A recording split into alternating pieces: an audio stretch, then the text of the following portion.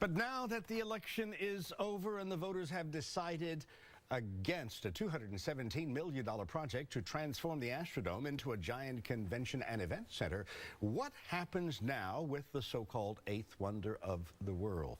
Kevin Hoffman is the Deputy Executive Director of the Harris County Sports and Convention Corporation. He's here to discuss some possibilities that the dome could be used for. Now, were you surprised that the majority of people said, no, get rid of it? Well, Jose, we took some polls prior to. We knew it was going to be close, but at the end of the day, it's democracy, and there's a process that takes place, and the people have spoken, so we're moving forward. Okay, now, demolition is what a lot of people are thinking in terms of the wrecking ball. But yesterday's vote was not about the wrecking ball, was it? No, yesterday's vote was about the new dome experience proposal, which is for $217 million. That proposal was rejected. At this particular time, it goes back to Commissioner's Court for a final decision or to give us some direction in moving forward. Has there been talk of any backup plan? At this time, there is no backup plan on the table.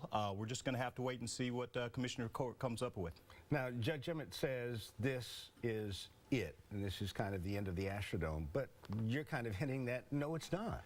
No, I'm not. Once again, Commissioner's Court has to make the decision. We have exhausted the recommendation that was on the table originally. Commissioner's Court can make a decision either way, one way or the other, and we'll move forward from there. But right now, the final decision is placed on the desk of Commissioner's Court.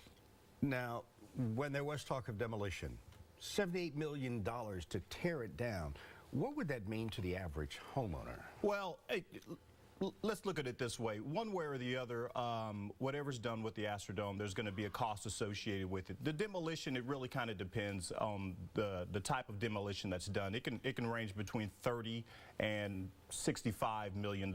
It really kind of is determined upon what the solution is. Or do you demolish it and leave a hole there? Do you fill in the hole and build a parking lot? Do you build a festival area? The type of infrastructure you'd have to put in. All of those things kind of play into the final cost associated with it. But Reliant's not going to be upgraded to a certain extent as many folks had thought, since we've got Super Bowl coming, we've got the Final Four, and they were hoping to use the area around there.